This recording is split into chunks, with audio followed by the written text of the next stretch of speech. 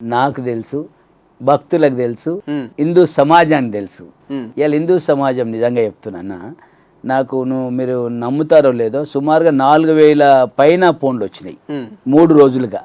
వినాయకుని లడ్డుని పొందిన రోజు నుంచి ఈ రోజు వరకు 4000 చిల్లర ఫోన్లు, 4.5 వరకు అనుకోండి ఫోన్లు. అన్ని తెలంగాణ 33 జిల్లాలు ఉంటే నలుమూలల నుంచి వచ్చినాయి అన్న. అమెరికా నుంచి వచ్చింది, నా బిడ్డ అమెరికాలో ఉంటుంది, న్యూజెర్సీలో. తర్వాత నా ఫ్రెండ్ యాదయ్య, వీళ్ళ ముంగటినే చేసిండు ఇప్పటిదాకా. యాదయ్య ఆయన కూడా టెక్సాస్లో ఉంటాడు, మిగతా కాలిఫోర్నియాకి వెళ్ళి అంతటికి వెళ్ళి చేసి, ఇంగ్లాండ్కి వెళ్ళి చేసారు, ఆస్ట్రేలియాకి వెళ్ళి అందరు చేసారు అన్న, ఢిల్లీకి వెళ్ళి చేసారు. ఇప్పుడే మా వినయ మాట్లాడింది, వినయ ఏబీపీ లీడరు తల్లి వినయ, హైదరాబాద్ యూనివర్సిటీ. తర్వాత మా మంజుల చేసింది, ఢిల్లీలో ఉంటుంది పాపం. మన అట్లా చాలా మంది చేసి ఉంటారు, చాలా మంది చేశారు అన్న. నిజంగా అసలు బీజేపీలే కాదు అన్న. నేను ఇంకోటి విన్నా, అది చెప్పుకుంటే ఏంది భయ్ అమ్మ ఇంకా ఇట్లుంటా అనుకుంటా, జనాలకు తెలవాల్సింది ఉంటుంది కదా. ఏమనుకుంటారంటే నిజామాబాద్ నుంచి నాకు ఫోన్లు వచ్చినాయి, ఆర్మూర్కి వెళ్ళి వచ్చినాయి అన్న, మంచిర్యాలకి వెళ్ళి వచ్చినాయి, నిర్మల్కి వెళ్ళి వచ్చినాయి, నల్గొండకి వెళ్ళి వచ్చినాయి, మంచిర్యాల ఖమ్మంకి వెళ్ళి వచ్చింది, మహబూబాబాద్కి వెళ్ళి వచ్చింది. గిరిజనులు, దళితులు అనేక మంది. ఇందాక మీరు ఇంకోటి ఏదో చెప్దాం అనుకున్నారు, మర్చిపోయినట్టు. చెప్పాలో లేదంటే ఈ విధంగా వచ్చినప్పుడు వాళ్ళు అన్నారు, అన్న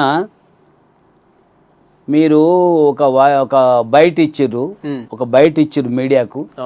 ఆ బయట నిజంగా చెప్తున్నాం, సుమారుగా లక్షల సంఖ్యలో స్టేటస్ పెట్టుకున్నారన్న మీ యొక్క వాయిస్ని అని నాకు చెప్పిరన్న. ఇక అంతే చెప్పాలన్నా వద్దా అంటే, చెప్తే ఏమైతున్నా ఇటు భజన చేసుకుంటుండ్రు అబ్బాయి అంటారు. ఇక అందుకే నేను చెప్పొద్దు అనుకున్నా, ఇక మీరు చెప్పనందుకు చెప్తున్నా. రియల్లీ అన్న అసలు నా ఫ్రెండ్ ఒక మీడియా మిత్రుడు ఉన్నాడే, మీలాంటి ఒక మిత్రుడు, చాలా మంచి మిత్రుడు. ఫోన్ చేసిండు, అరే శంకర్ రెడ్డి అన్న, నేను నా ఫ్రెండ్స్, పర్సనల్ ఫ్రెండ్స్, నాకు స్కూల్ ఫ్రెండ్స్, కాలేజ్ ఫ్రెండ్స్, మేము రెగ్యులర్గా వారానికి ఒకసారి చాయ్ పానీ డిన్నర్ చేసుకుంటాం. నా ఫ్రెండ్స్కు నువ్వు సంబంధమే లేదు, కన్సెంటే లేదు, మా ఫ్రెండ్స్ అందరూ స్టేటస్ పెట్టుకున్నారే అని ఆ మీడియా మిత్రుడు, సీనియర్ 30 ఏళ్ళ మీడియా మిత్రుడు చెప్తుండే. నేను చాలా ఎగ్జైటింగ్ అయిపోయినా. అరే వా, దేవుడు నిజంగా పోయి అదే శంకర్ అన్న, నాకు కూడా ఇవన్నీ చూసిన తర్వాత ఒక డౌట్ ఏమొచ్చిందంటే, బాలాపూర్ ప్రతి సంవత్సరంగా ఎవరో ఒకరు కొంటానే ఉంటారు, ఒక 2 రోజులు డిస్కషన్ నడుస్తూనే ఉంటారు. కానీ శంకర్ అన్నకి ఈసారి వచ్చినంత హైప్ గతంలో కొనుక్కున్న అభ్యర్థులు ఎవ్వరికి ఎందుకు ఇంత రాలేదు అంటున్నా. బహుశా అది నరేంద్ర మోడీ గారికి ప్రదానం చేస్తా అని చెప్పడం వల్లనే అనుకుంటున్నాను. అసలు సంతోషం. నేనేమి మోడీకి ఉన్న దాంట్లో నేను ఒక ఎంటిక మందం అన్నా. నేను చాలా చిన్నోడిని, మోడీ ముందు చాలా చిన్నోడిని. దీంట్లో నేను దానికి కాంట్రవర్సీ లేదు. కానీ ఏదైతే లడ్డు వేలం సమయంలో ఎవరైతే బాలాపూర్కు అనేక మంది ప్రముఖులు వచ్చారు, ఈ పార్టీ ఆ పార్టీ అనకుండా అనేక మంది ప్రముఖులు వచ్చి ఏమన్నారు తెలుసా అన్న, నేను మీకు అవసరం బయట కూడా ఇప్పిస్తా, ఏదేమన్నా కానీ భయ్ 30 ఏళ్ళ లడ్డు వేలం సందర్భంగా పొలన్ శంకర్ రెడ్డి అనేవాడు లడ్డు పొందడం ఆఫ్టర్ 30 years అసలు సిసలైన ఒక హిందుత్వవాదికి లడ్డు దక్కింది అని వాళ్ళు కామెంట్ ఇచ్చిపోయారు. ఇది నాకు కూడా ప్రౌడ్గా ఫీల్ అయింది. అంటే మీతో పోటీలో ఉన్న వ్యక్తులు కూడా మిమ్మల్ని మెచ్చుకోవడం ప్రధానం ఇక్కడ. యా మెచ్చుకున్నారు, అన్నారు అన్న యు ఆర్ రియల్లీ గ్రేట్, మీరు ఒక హిందుత్వవాది, మీరు మీలాంటి అగ్రెసివ్నెస్ ఉన్నటువంటి హిందుత్వవాదులకు రావడం మాకు హ్యాపీగా ఉంది, చాలా సంతోషం అని నన్ను కలిసిపోయి నిన్న సన్మానం కూడా చేసిపోయింది. నిన్న మా ఇంటికి వచ్చి ఎవరైతే పోటీదారులు ఉండేనో నిన్న సన్మానం కూడా చేసి. రైట్ శంకర్ అన్న, మీరు పొద్దున్న లేస్తే దేవుణ్ణి ఇంత దైవభక్తితోటి కొలుస్తారు, ప్రదానం చేస్తారు కదా. ఇన్నేళ్ల మీ రాజకీయ జీవితంలో ఎన్నో ఒడిదుడుకులు, ఎన్నో ఆటంకాలు, ఎన్నో ఇబ్బందులు వచ్చినాయి కదా. మరి దేవుడికి ఎన్నడూ వేడుకోలేదా మీరు? అంటే మీకు పూర్తి విశ్వాసం కదా దేవుడు అంటే. రాజకీయాల్లో నాకు కూడా ప్రధానమైన అవకాశాలు రావాలి, లేదంటే చట్టసభలలో ఉండేటువంటి పరిస్థితులు ఉండాలని చెప్పి ఎప్పుడు వేడుకోలేదా అన్న? నేనైతే వాస్తవానికి బీజేపీలోకి వచ్చింది ఎమ్మెల్యే అవుతా అని, ఎంపీ అవుతా అని, మంత్రి అవుతా అని నేను ఎప్పుడు కూడా ఊహించలే. కానీ ఎమ్మెల్యే అయితే అని ప్రయత్నం చేసింది వాస్తవం కదా మహేశ్వరుని? వాస్తవమే, కావాలని కోరుకున్నా అన్న. నా త్యాగం ఉన్నప్పుడు కోరుకుని తప్పేంది? నేను కూడా అదే అంటున్నాను. నేను డెఫినెట్ నా త్యాగం ఉంది. నేను పార్టీకి కేవలం నా ప్రాణం ఇచ్చేది ఒకటే తక్కువ ఉంది. 10 సార్లు జైలుకు పోయినా ప్రజల కోసం, పార్టీ కోసం జైలుకు పోయినా, పార్టీని పెంచిన, పార్టీని రక్షించిన, పార్టీని కాపాడిన, నమ్మిన సిద్ధాంతం కోసం దశాబ్దాలుగా సేవ చేస్తున్నారు కదా. మరి ఇంత నికార్సైన కార్యకర్తని, నికార్సైన నాయకుడిని కాదని చెప్పి అవకాశాలు వస్తలేవు అని అంటే లోపం ఎక్కడుందంటారు? నేను ఏమనుకుంటున్నా, ఎక్కడుందో ఉంది. నేను రోజు దేవుని ప్రార్థిస్తా, రియల్లీ చెప్తా. నువ్వు మోమాటం ఎందుకే, నేను ఎవ్రీడే దేవుని తప్పకుండా ప్రార్థిస్తా. దేవుడా నేను చేసే పనులన్నీ జయప్రదం కావాలి. నేను ఒక హిందుత్వవాదిగా, అవును. ప్రజల నాయకుడిగా అణగారిన ప్రజలందరికీ కూడా ఎప్పుడు ఎలాంటి ఇబ్బంది వచ్చినా శంకరెడ్డి అనే వాడి ద్వారా సేవ చేసే భాగ్యం కల్పించు, ఆరోగ్యాన్ని కల్పించు, కుటుంబాన్ని అన్ని దీవించు, ఏదైనా ఇబ్బందులు వస్తే కాపాడు అని దేవుని రోజు నేను మొక్కుంటా. పొద్దున్నే స్నానం చేస్తా డైలీ. నేను మరి ఆ దేవుడు ఎందుకు కరుణిస్తలేరు అంటారు? మీ విషయం కరుణించినందుకే లడ్డు వచ్చింది అనుకుంటున్నాను. లడ్డు విషయంగా టికెట్ విషయంలో అంటున్నాను. టికెట్ అన్న ఇక అది నేను ఏమంటా, పార్టీ విధేయుని అన్న. నేను కమలం పువ్వు గుర్తుకు సైనికుని. పార్టీ హైకమాండ్ పెద్దలు ఏ నిర్ణయం చేసినా నేను కట్టుబడి ఉంటుంది. పార్టీకి నేను ఒక సైనికులు లాంటి. పార్టీ అనేది నాకు ఒక తల్లిదండ్రులు లాంటిది. నేను ఇవాళ ఏమనిపిస్తుంది అన్న, ఇన్నేళ్ళు మీ రాజకీయాల్లో ఇప్పుడు వయసులో చాలా అతి చిన్న వయసులో ఉన్న ఏదైతే పార్టీలు ఏవైనా కూడా యశస్విని రెడ్డి లాంటి వాళ్ళు, లేదంటే మైనంపల్లి రోహిత్ లాంటి వాళ్ళు చిన్న యువకులు చట్టసభలలోకి వెళ్తూ ఉంటే ఆ పరిస్థితులు చూసినప్పుడు మీకు ఎప్పుడు అనిపించదు, అరే మనం కూడా అవకాశం వస్తుంటే బాగుండేది కదా, ప్రజల నుంచి కొట్లాడేది కదా? ఏమనిపిస్తుంది చెప్పాలి నాని. ఇప్పుడు యశస్విని రెడ్డి మా బంధువే అమ్మాయి. ఓకే. ఇక్కడ పర్ణికా రెడ్డి మన డికే అర్నాక మేనకోడు. నేనేమంటానంటే, నేను వాళ్ళని వ్యక్తిగతంగా అంటలేను, రోహిత్ వీళ్ళ విషయంలో. హనుమంత్ అన్న కూడా నాకు బాగా క్లోజ్. నువ్వు అడగొచ్చు ఎప్పుడన్నా, కులం శంకర్ రెడ్డి తెలుసా అన్న, మైనంపల్లి హనుమంత్ అన్న. అయితే ఏమంటున్నా నేను, మీరు వెళ్తారు అందరి దగ్గరికి వెళ్తారు, అడగొచ్చు. నువ్వు జాన్సాకర్ కూడా అడుగు. నేను ఏమంటానే, వాళ్ళ దగ్గర 1000 కోట్లు ఉన్నాయి, 100 కోట్లు ఉన్నాయి. ప్రజల్ని మద్యం సీసాలతో, డబ్బు సంచులతో కొనుగోలు చేస్తూ ఉన్నారే.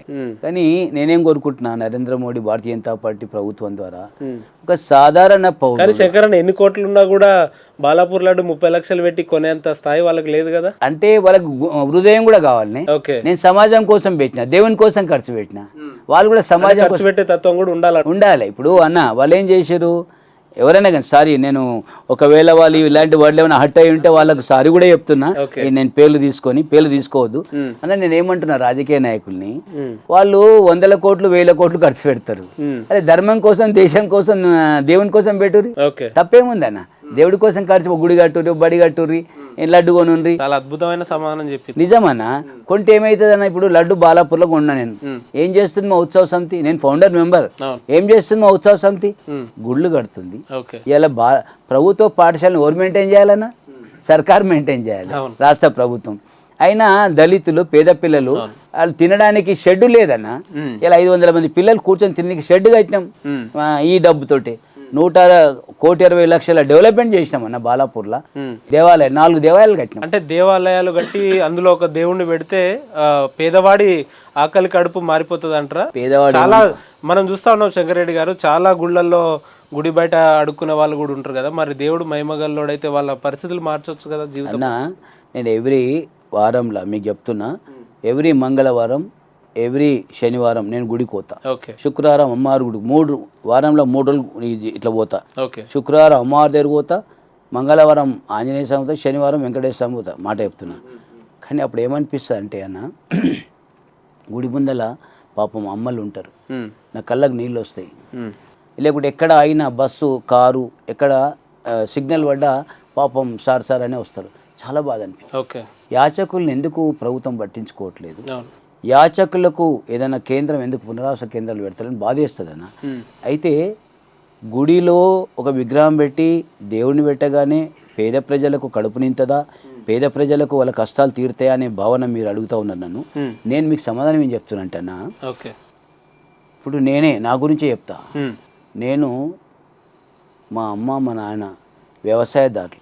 మా నాయన వ్యవసాయం చేసేది, మా నాయనకు సహకారం మా అమ్మ చేసి. సో నేను రైతు బిడ్డను.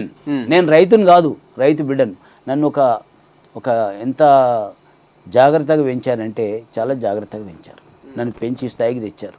ఒక సాధారణ నేను చాలా చిన్నోడిని.